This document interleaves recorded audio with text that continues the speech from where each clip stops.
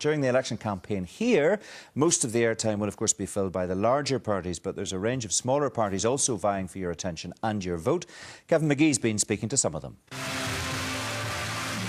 All the main political parties are in election mode, launching manifestos, setting out their plans, showing off their candidates, and all vying for your vote.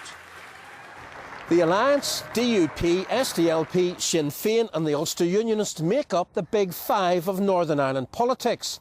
But if you don't want to listen to their message, there are lots of others to choose from.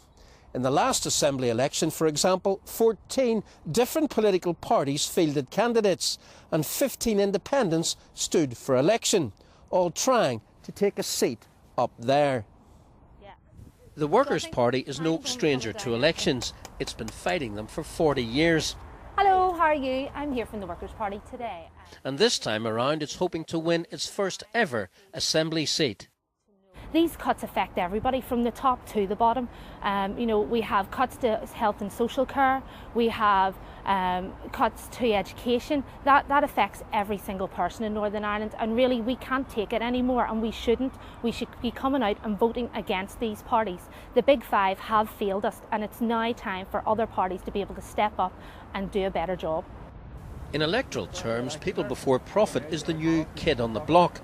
After taking a seat in Belfast in the last council election, it now has designs on Stormont and is running 3 candidates. Well, I think this is one of the most important elections in a generation.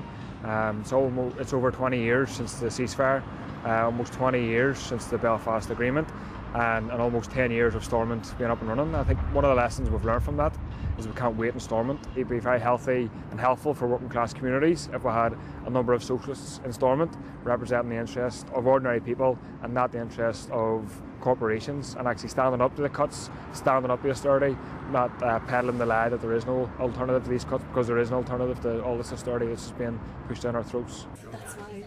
Thank you. Thank you very much. That's great, thank you. Bit of brown, please.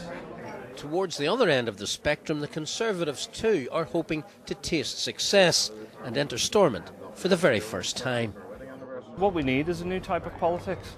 You know, the previous 5 years at Stormont hasn't provided anything of any great note.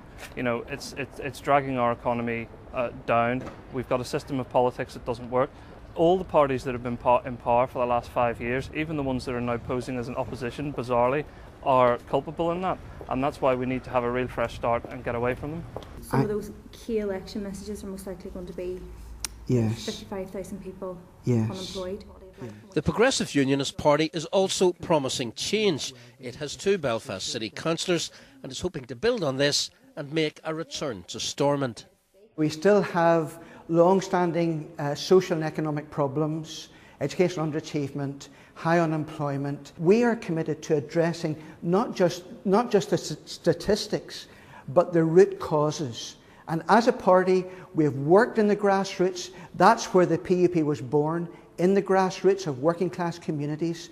We understand the issues that those communities face, and we are committed to tackling those problems. At this stage, it's not known exactly how many smaller parties will be standing in this Assembly election, as nominations are still open. However, a full list of candidates should be available in 2 days' time. Kevin Magee reporting, and a final word from Patricia and Newton. Let's